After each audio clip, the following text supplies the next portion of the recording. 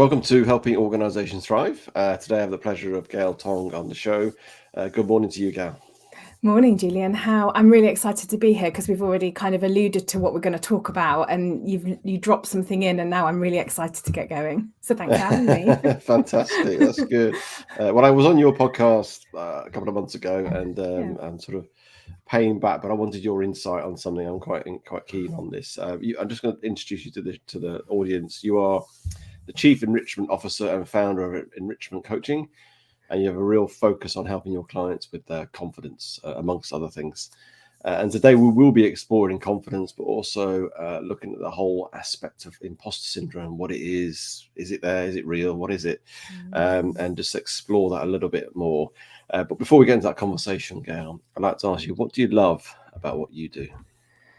That's a great question, isn't it? And I think for me, the thing that comes immediately to mind is about having an impact, however big or small. So you've already said, I'm a coach. My background's in retail and learning and development. So I've always had this feeling about helping people to grow and to realize things that they don't know about themselves. And that's where that having an impact comes from. And I love understanding what makes people tick. People are fascinating, and that's what I love. They are fascinating, aren't they? And I have this wonderful privilege, like yourself, watching people change, develop, grow when you're coaching or working with a team. And it's just that fascination of people and what happens and how that all sort of manifests itself. It's just amazing, isn't it? Yeah, and I think a byproduct of that as well for me is reflecting on how much I've learned as well from those people, from those being privy to those conversations, what I've learned about myself as well. So a byproduct of doing what I do, and I'm sure you're the same, is that you learn all the time, every day, in every session or everything you do with every client or person that you interact with. Yeah, totally. Absolutely. I think we have to be always on that sort of learning sort of curve, don't we? Otherwise we go backwards. I definitely think that's we're talking about confidence, and I know you have a real emphasis and focus on building people's confidence in the context of workplace. And we talk about your big pants. I know when you're at networking meetings and often gets shown about that. Yeah. I'd let's understand where that whether you call it a niche or a focus has come from. Why have you particularly focused on an aspect of that confidence in the workplace? I just want to understand sort of the background to it, the backstory. Yeah, it's really interesting, isn't it? Because I've been asked this a few times, and the first thing that comes to mind is I came from my background in retail is obviously quite a female-dominated environment generally. That's a really sweeping statement. But for those that don't know, I worked for Ann Summers for about 12 years. So that was an absolutely empowering female environment where you were empowered, confidence was a thing. So I think I have an innate confidence, right? And that probably sounds really arrogant for people that are out there going, oh, well, where does she get her confidence from? I don't have it all the time. It's not there all the time because confidence is a bit of a roller coaster. But I do have a bit of an innate self-belief, and I've always had, I believe, that a confidence thing. Now, whether that's through my upbringing and the things that I did. So I did dancing when I was younger. So I was on stage. There's a few stories there, I'm sure, that my mum could probably share with you about how one time I barged my way to the front. I'd never do that now. But I think the environment that I've been in throughout my childhood and then my career to get me to where I am now has generally always been a place of empowerment, building confidence, people having belief in me, which has then built the belief in myself. Now, that's not to say that I've not had challenges and I've not suffered from, mental health issues and anxiety and burnout. But if I take a step back from that and go, God, I've learned so much in quite an empowering environment. Now, whether that's what I've chosen to do and how I've come by, who are the businesses maybe that I've chosen to work for, the path that I've chosen, I don't know. So there's a little bit of me going, I don't really know. But there's another part of me going, I want to share this environment that I've grown and learnt with other people, because confidence is there to be had. You've just got to want to get it. Interesting. And you talked about environment there and how you worked in an empowering environment that sort of, I guess, created or your confidence or came to the surface, and you talked about, as a child you almost sort of push yourself forward, and perhaps you were pushed in a context of being on the stage. What does environment play in confidence, or is confidence from within? It's almost like, is it something that's outside in or inside out? Genuinely, I think it's a bit of both, and that's not me swerving your question. That's not me giving you a politician's answer. I think that confidence comes from within, but I also think that your confidence can be built and it can be influenced. It's malleable, right? We can mold it, but I think you do have to have a certain amount of belief in yourself, but that can be grown. So when I talk about environment, I talk about if we just rewind a little bit and we talk about confidence being like an iceberg, and at the top of that iceberg, the bit that sticks out of the water, if you like, that's our confidence. That's our outward display of our actions, of our confidence actions. And if we think about the iceberg that's underneath the water, what you've there got is you've got a bit about your upbringing, which might link into what we're going to talk when we move on to imposter syndrome. But also you've then got your environment and your experiences, for me, and all of those things build up to the top, the outward display. So when we talk about environment, I include in that the physical environment that you maybe worked in, but also the people that you surround yourself with and how those people help you, they champion you, they become part of your environment. It might also be what you choose to wear on a day when you're, presenting in the workplace. Or I remember really early on in my coaching career, a colleague saying, I just don't feel very empowered, so I'm going to wear some red trousers. And I saw her this day in the office. I was like, those trousers look amazing on you. She's like, yeah, my meeting went really well. So she had created an environment there for her in those red trousers where she felt really empowered. So I don't know if that really answers your question, but I guess what I'm saying is that there's a part of me that says we all have confidence in ourselves. But again, we want to go out and get it. And we can do that with the things that surround us. So this is all about, there's confidence to be had, as you said, and it's available for everybody. It's how we activate it, isn't it? How we bring it to the forefront. And interestingly, what do you think putting on the red trousers, what was it? It wasn't obviously the material. What was it, you think, psychologically? What was going on with her that she put those red trousers and felt more confident? What do you think was happening there? Because it'd be interesting to understand that. Because I think people listening right now may have the similar thing where they put on, a smart suit or certain clothing that makes them feel comfortable and relaxed, and therefore they feel more confident as opposed to unconfident. So it'd just be interesting, that whole sort of clothing or the physical aspect of things. Yeah, so I relate it back to my big pants thing, which I know you alluded to there. So for those that don't know about that, the big pants are the things that make you feel taller, right? They make you stand taller, they make you feel stronger, they make you feel empowered, they help you to make decisions. So think in the case of the red trousers, red's quite a dominant colour, right? I'm not an expert on colours in terms of fashion, but what we know about red is that it's deemed to be quite a confident, dominant colour. Whether we agree with that or not is probably a conversation for another time.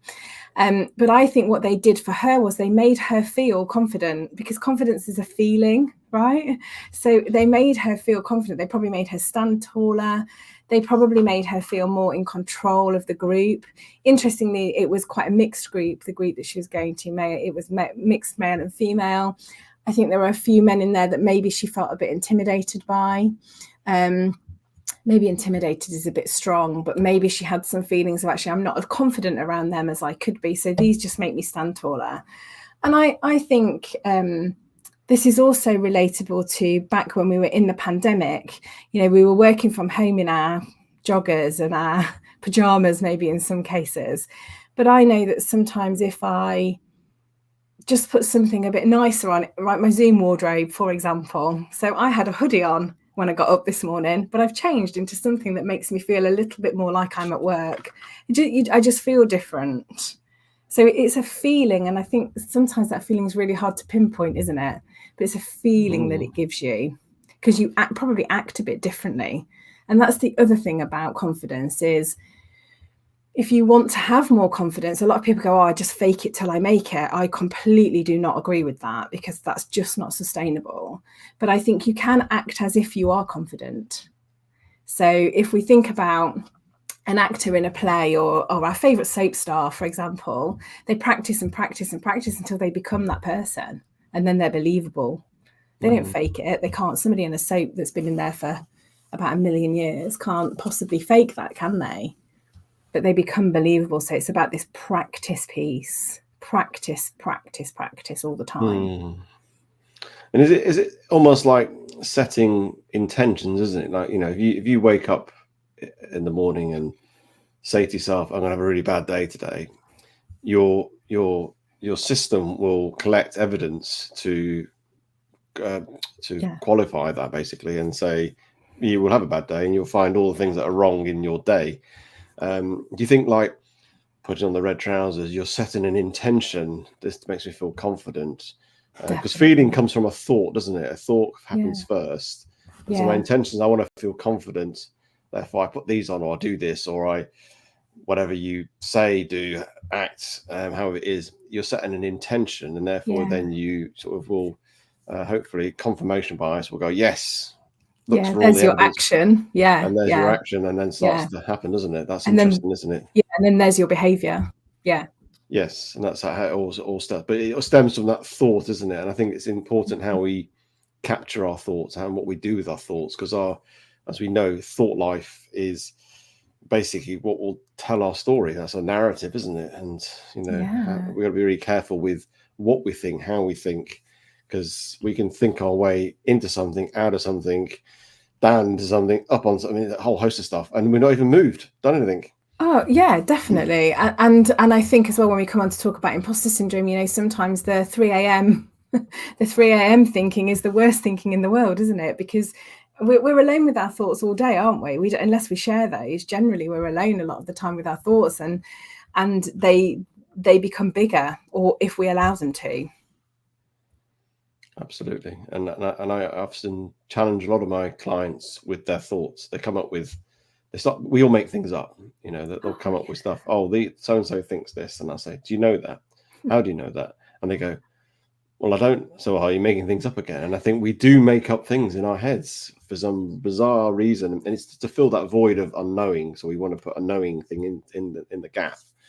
Going on to imposter syndrome, it'd be good to understand from your perspective, and I don't like the word imposter syndrome, but I know it's because it sounds like it's a disease and everything else. You're already feeling what I'm thinking of this anyway. So what's your thoughts on it? How would you define it? And I guess what's your experience, whether that's personally or through people you've sort of coached? So I think we could probably talk for hours and hours about imposter syndrome and what we think. I said to you before we went live that imposter syndrome comes up a lot in relation to confidence, but I want to be clear that actually imposter syndrome is not about a lack of confidence. And I'll come on to explain that a little bit. But I think that imposter syndrome is a thing. And I think I don't talk about it a lot. So you probably won't see me talk about imposter syndrome a lot on my social in relation to confidence, because there are a lot of people out there talking about imposter syndrome. But I have done quite a bit of research because it's something that really, really interests me. And it does come up with my clients as well. And I don't think I have imposter syndrome, but I do think there are certain triggers that give me a feeling of imposter syndrome.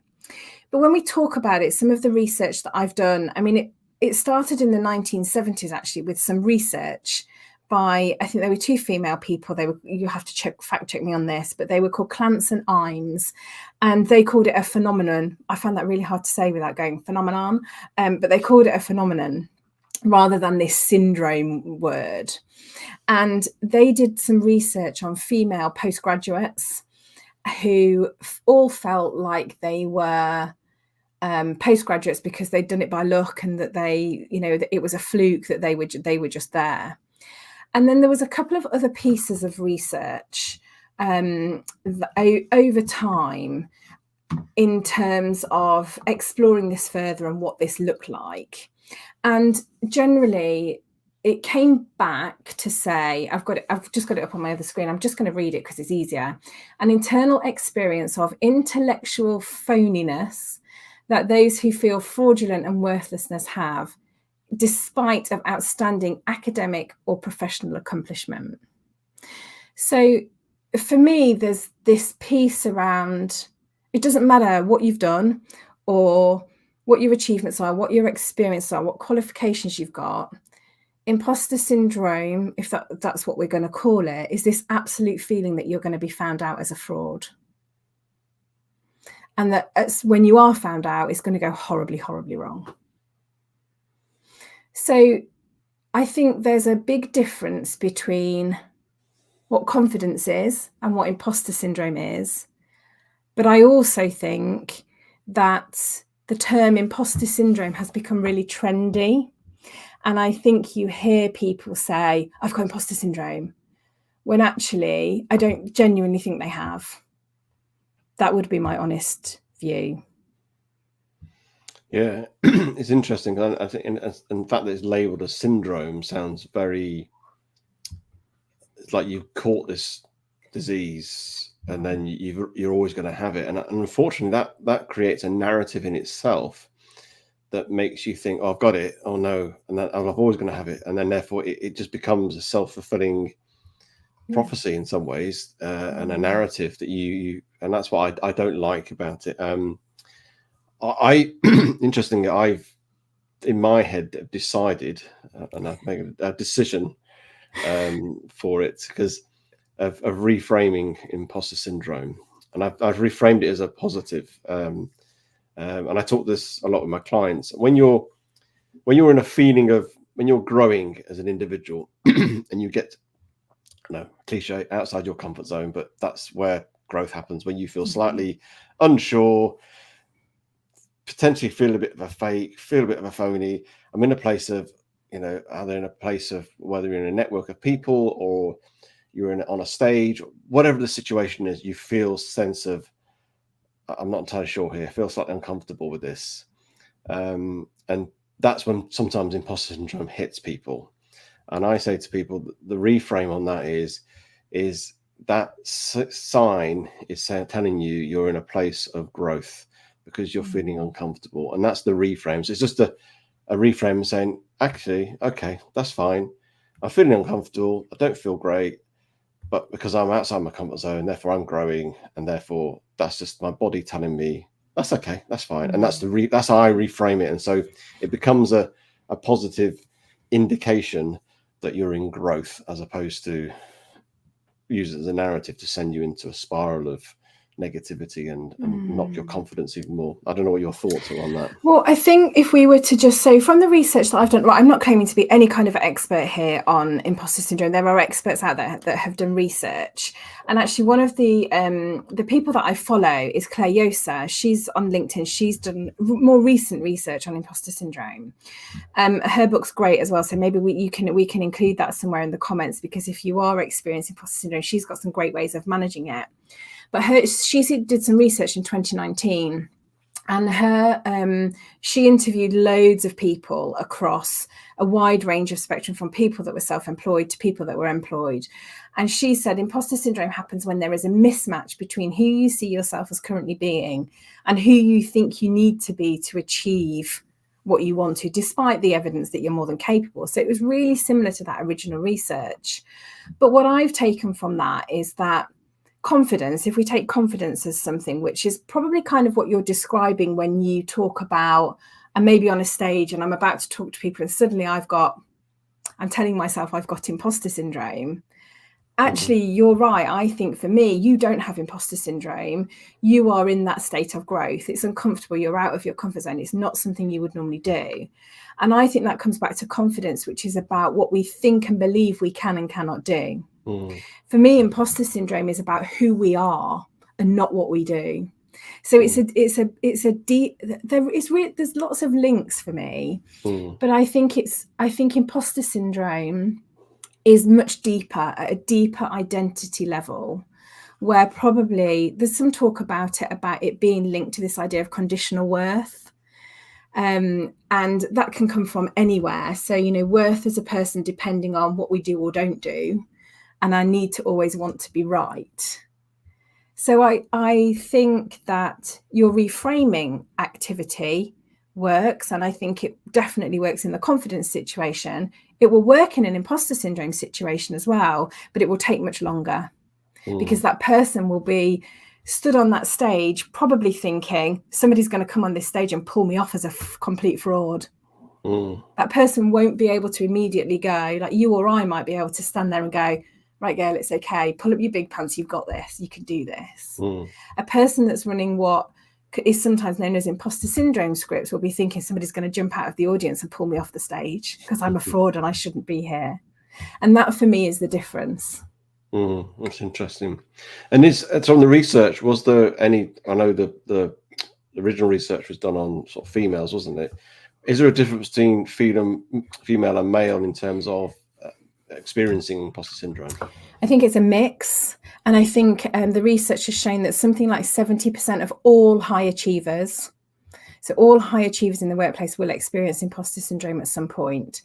I think probably what it's a sweeping generalization again is, I would think women will probably talk about it more than men. Although I think that's changing. I think that's starting to change. I think I'm hearing a lot of men now say, oh, I've got those feelings of imposter syndrome. And again, you and I might then question, is it imposter syndrome or are we talking about a confidence thing here? Yeah, but also just in some ways labeling something becomes more difficult anyway. Once you start labeling something, you've then created this sort of anchor in your life that now is what you're wedded to, unfortunately. And sometimes we just need to smash some of those little anchors out of our brains, narratives, which is causing us difficulties.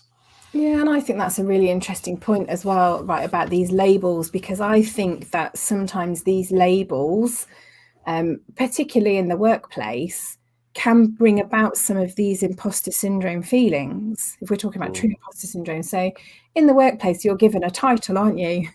A role. You know, I was learning and development partner. Well, that comes with a whole load of expectations and responsibility and, you know, that kind of thing. And I think that society expectation on that label, that role, is the same as what we think imposter syndrome is doing for us. It's all about thoughts. We're back to where we started, about our thoughts. Yeah, well, that's the whole thing of I found through my coaching is it's all about the thoughts. Anything is about the thought, because a thought then creates emotion. An emotion creates a behavior and action, and then it becomes who you are, destiny type of thing. And that sounds very sort of cliche and twee, but that's how our brain how it all works, and the thoughts you create. And so if somebody's thinking they're experiencing this imposter syndrome, whether it's true or not, they're experiencing it. That's who they are. That's where they're at. What are sort of things that can help them deal with that and overcome that, and therefore walk and sort of shake it off, so to speak?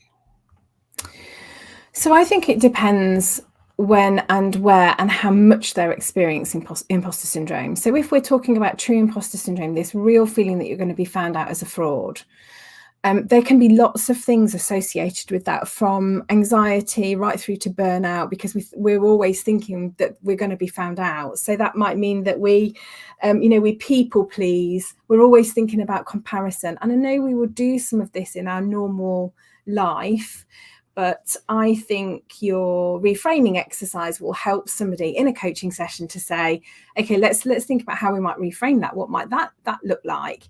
And you and I might find in a coaching session that change might happen quite quickly, because someone will go, oh yeah, you're right. That story that I'm telling myself is actually not true. Someone with imposter syndrome will take much longer. So I think that if people think they've got true imposter syndrome, I think seeking help is probably the most important thing. And people watching or listening to this might go, yeah, well, you're going to say that because you're a coach, but I might not be the right person. A coach might not be the right person to help you. You might want to work with somebody who specializes in imposter syndrome. You might want to work with a coach. You might want to work with a therapist. But I think the first step is around increasing your awareness, which will then reduce the anxiety that you have because you're confused about why you're feeling, well, you've got these imposter syndrome feelings. But I think the key thing there is that if you choose to seek help and you choose to work with somebody, there will need to be absolute trust in that relationship, because you want the person that's going to be able to help you to not have any opinions about you, to not be biased. You know, what do we call it? Unconditional positive regard. I've probably got those switched around, but you don't want them to give you any opinions. So a friend won't be able to help you with imposter syndrome, whereas a friend might be able to help you to reframe something. And I think don't expect these changes to happen overnight. It will need to be gradual exposure. So in a reframing with somebody who's running imposter syndrome or has got imposter syndrome, whether that's what we want to call it or not, they're always going to be thinking about mistakes. So for you to say, go and give something a go, they're going to be like, whoa, hang on, but I'm going to fail and then I'm going to be found out as a fraud. We're back to that again. So, and that's kind of where it goes. So these changes will be small and it will be gradual. And so one of the things that I've read is like, if somebody's got a real phobia of, spiders, for example, the exposure to overcome that is slow and it's gradual and it works at their pace. I think if that feels like a step too far for you to go and seek help with a professional, because that's probably what we're talking about, then do some proper research. But don't Google it. Don't go down the Googling route. Find somebody who's done some research, who is a trusted author on this. So I've mentioned Gayle, so there are lots of other people out there. And I think that if you can challenge yourself to be honest with yourself, there will be some things in that will resonate with you that you can then start to take action yourself with. Yeah, that's really good advice, I think. And I think that sort of almost signposting, as opposed to just here's 5 tips to do it. It's more about signposting and exploring, as you say, and getting the right advice and the right intervention to help people in that context, isn't it? Yeah, and I think, like we said at the beginning, people are fascinating, right? But people are also, everybody's different. So what will work for me won't work for you. And I think that's why it's important that you find the right person to work with and you go at your pace. You seek out what you think is going to work for you. And often, I think some of the research suggests that imposter syndrome can't be changed through positive affirmations or mantras, because it runs much, much deeper. No, that's interesting. And just going back to the workplace sort of context in terms of confidence, and just a final question, really, what I suppose things can leaders do? We talked about environment right at the start. What can they do in the context of their teams, their organizations, to help promote or help activate confidence in their people more by creating the right environment? What sort of things can they do? I think leaders can, one of the things for me is around communication and being open and honest. And I think this is about really clear communication and giving colleagues, employees, whatever we're calling them, the space to share their ideas, to give their opinions without any kind of fear. Because I think when you are an employee, there is a certain fear that if I say this is going to be career limiting, or I'm going to get the sack. That's the worst case scenario, isn't it? And I think leaders can take a real step back from that and go, right, how would I want to be treated? How would I deal with my people? How would I want to be listened to? And how might I then create that environment for the people in my team? And I think let's be clear with people. Let's not pussyfoot around them. Let's not be cruel, but let's have clear and Brené Brown talks about clear is kind. Let's have really clear conversations with our people. And if they need feedback, give them feedback, but do it in a clear and honest way. Don't leave them floundering, because that's then what affects their confidence, right? Because then they go, oh, well, they don't believe in me. They don't. You know, that well, I'm not going to say that again, because what's the point? Because they just pushed me down. So I think leaders have a responsibility, I think, to create an environment where their colleagues can practice their confidence without fear of being put down or, you know, sacked in the worst case scenario. It's almost creating that psychologically safe environment. Absolutely. That's that place where people can fail, they can challenge, they can learn, they can contribute and feel it's okay. They're not going to be sacked or career limiting, which is unfortunate. And I guess probably I will pipe down in a second, but I guess that back to your original point about where did my confidence come from, that's probably what I was allowed to do. I was allowed to make those mistakes. I was challenged, not without, you know, its dramas and that kind of thing, but I was allowed to go off and do that, Gayle, and see what happens. And that was how I learned. And I think it as much as environment is an external thing, but it has an impact and a place in helping people activate that confidence or activating them to thrive and to flourish in an organization. I really appreciate all your insights, Gayle. It's been really interesting conversation, and particularly about imposter syndrome. If people want to get in touch with you or connect with you, what's the best way of doing that? So you can go to my website, enrichmentcoaching.co.uk, and obviously I'm on LinkedIn as Gayle Tong. You will find me there. Excellent. Well, thank you for your time today. Thanks for having me.